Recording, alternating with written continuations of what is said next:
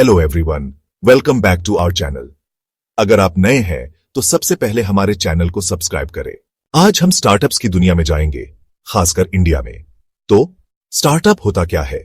ये एक नई कंपनी होती है जिसे कुछ लोग मिलकर शुरू करते हैं, कुछ नया और अलग प्रोडक्ट या सर्विस मार्केट में लाने के लिए। स्टार्टअप्स में शुरू में खर्चा ज्यादा और कमाई कम होती है, इसलिए उन्हें एंजल इन्वेस्टर्स, वेंचर कैपिटलिस्ट्स या क्राउड फंडिंग से पैसे जुटाने पड़ते हैं। प्रॉफिट कमाने में कुछ साल लग सकते हैं। अब स्टार्टअप्स की कुछ खास बातें देखते हैं। पहली, ये इनोवेटिव होते हैं। फाउंडर्स के पास अपनी सोच को शेप देने की पूरी आजादी होती है, ब्रांडिंग से लेकर प्रॉब्लम सॉल्विंग तक। दूसरी, ये तेजी से ग्रो करना चाहते हैं, जैसे हर हफ्ते 5 to 7% की बढ़त।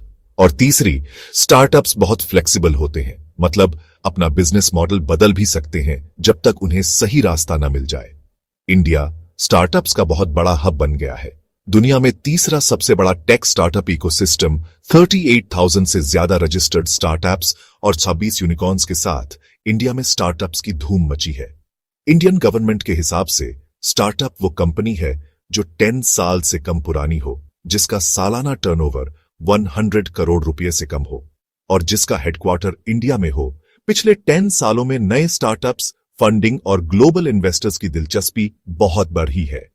इस ग्रोथ में सबसे आगे हैं technology, e commerce, mobility, agro technology और गेमिंग और एंटरटेनमेंट। इंडिया के मेन स्टार्टअप हब्स हैं बैंगलोर, मुंबई और दिल्ली एनसीआर।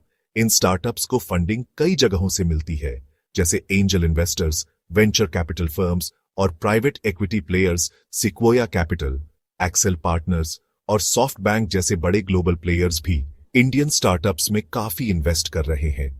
इंडिया के कुछ फेमस यूनिकॉर्न्स हैं पेटीएम, जोमाटो, ओला, सीआरईडी, फोनपे और बायजूस।